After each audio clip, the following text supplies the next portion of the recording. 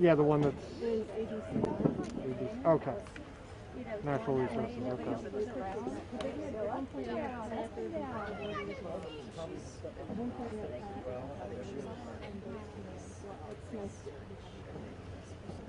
Yeah, we're going to be 24 hours from here out until this is resolved. That's music tower. This is my husband's son. How are you, sir? Hey, Scott. Yes. Nice to meet you. So you may have heard that, but somebody from NOAA just said that they are now going to be having a 24-hour watch of this animal.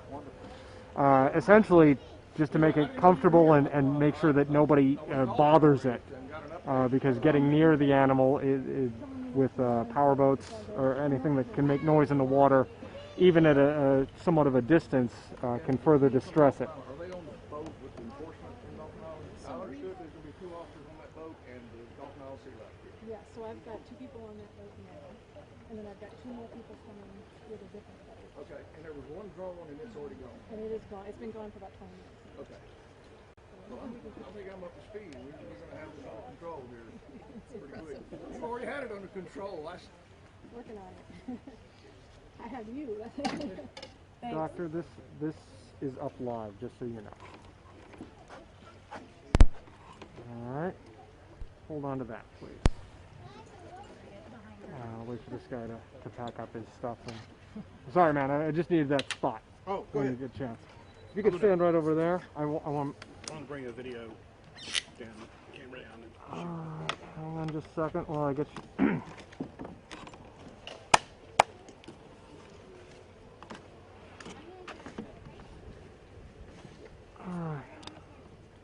All right, ma'am. Could you hold that microphone up a wee bit higher? Thank you.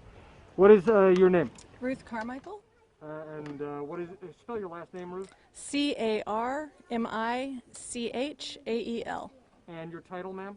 Senior Marine Scientist with the Dauphin Island Sea Lab and Professor of Marine Sciences, University of South Alabama. And you're Dr. Ruth Carmichael. Correct. Okay. So tell me about what you two were doing in the water.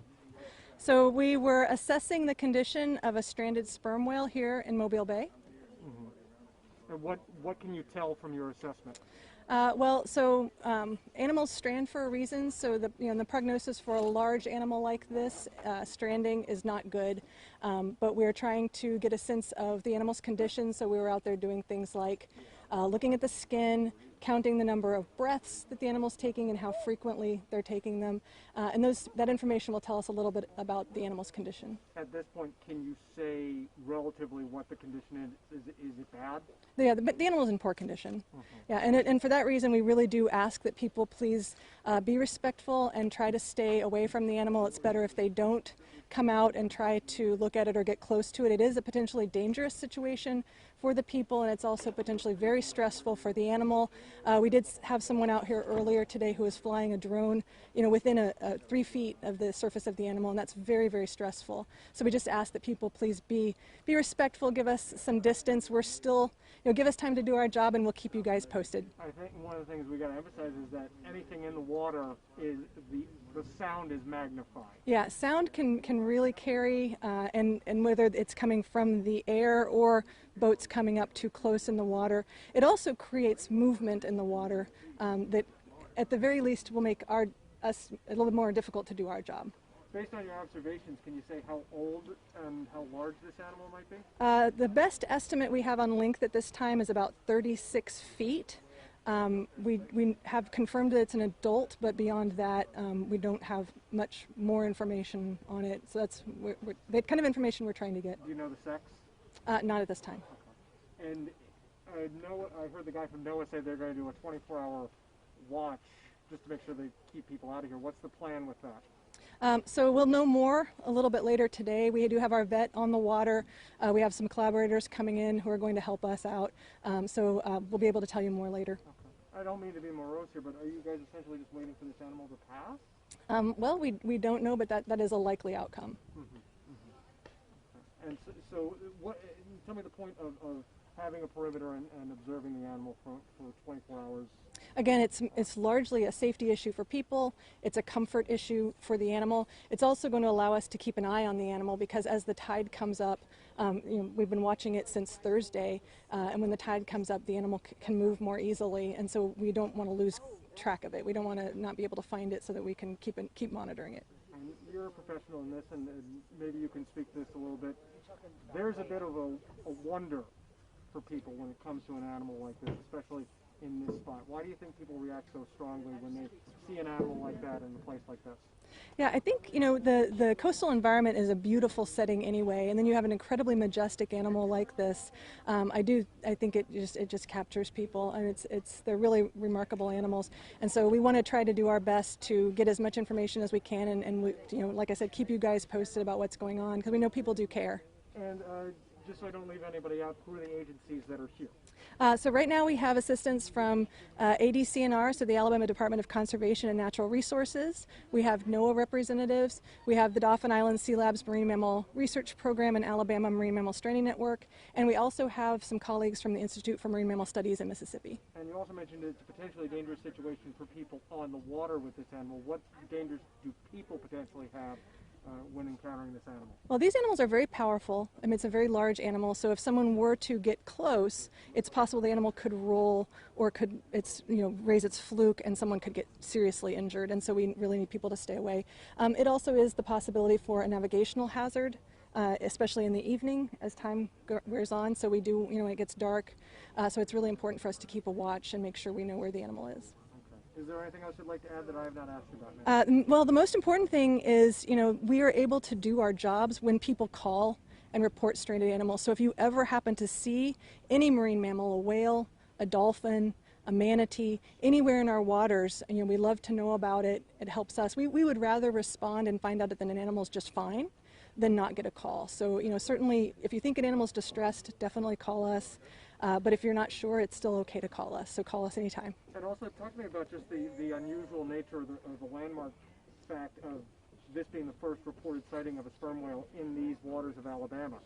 Yeah, so these animals don't strand that often. This is the first time one's stranded in Mobile Bay, and there's maybe 2 a year on the Gulf Coast. So it's an unusual thing, because these animals are offshore animals, so that, we typically see dolphins and manatees that strand here in our area and certainly up in the bay, because those are near-shore animals. So it is much more unusual for us to get these offshore species. I know a lot of people are asking on Facebook, like, why don't they just take it out to sea or lure it out to sea? Is that not even a scenario that's possible here? I'm really glad you asked this question. We see a lot on social media about people who push animals that have stranded back into the water, and everyone thinks that's great. But these animals strand for a reason, and usually it's because there's a problem, they're sick, or there's something wrong. And so if you do ever see a stranded marine mammal, pushing it back into the water is actually the worst thing that you can do. The best thing to do is to call a group like a stranding network, where they have veterinarians and they have people who are trained to assess these situations, and then they can decide if the animal has a chance of being rescued and maybe sent to a recovery facility or not. But if you just push it back in the water, then that means that animal definitely isn't going to get help, right? So it's better to call somebody and let us do the assessments and decide what needs to happen. And at this point, can you say whether or not this animal is even a candidate for rescue? Like I said, we're going to get some more information, and we'll keep you posted. All right, anything else you'd like to add, Doctor? No, I think that'll do it. All right, Thank you so ma'am. much. Appreciate you. Do you think the hurricanes had to do with anything? Because I've heard that this is a second well that... We have no evidence that this had anything to do with the hurricanes at this point.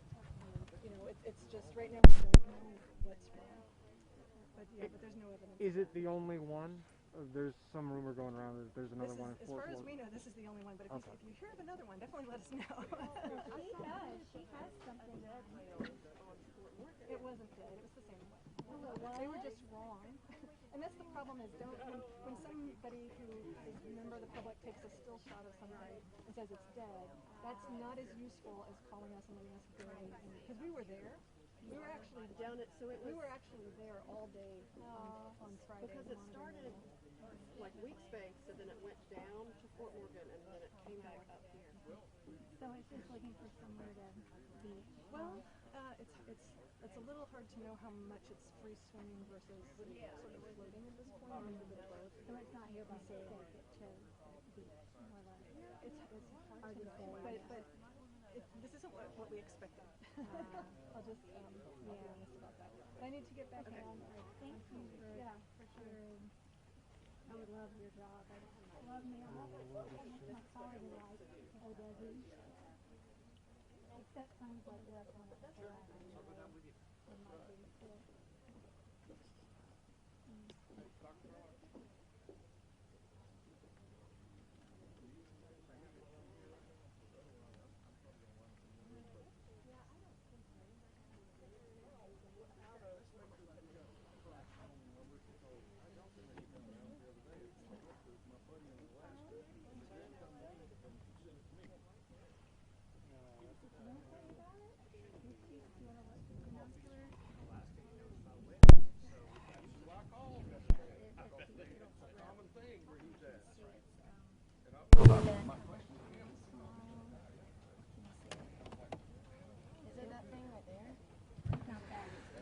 I'm just going to wrap up out here. We've been streaming this for more than an hour.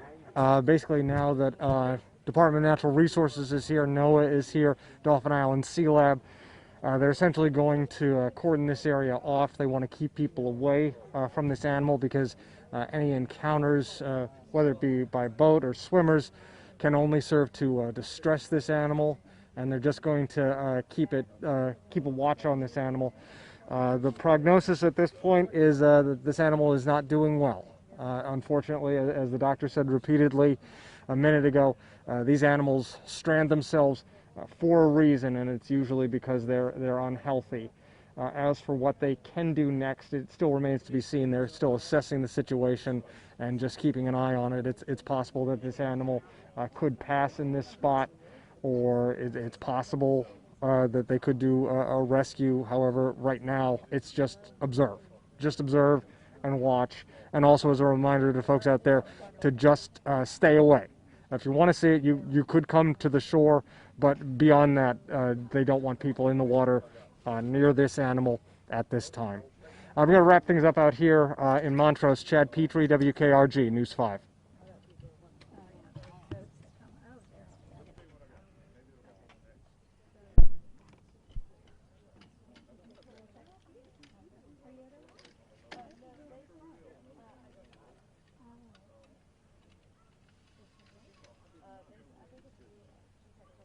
I just need to shoot myself.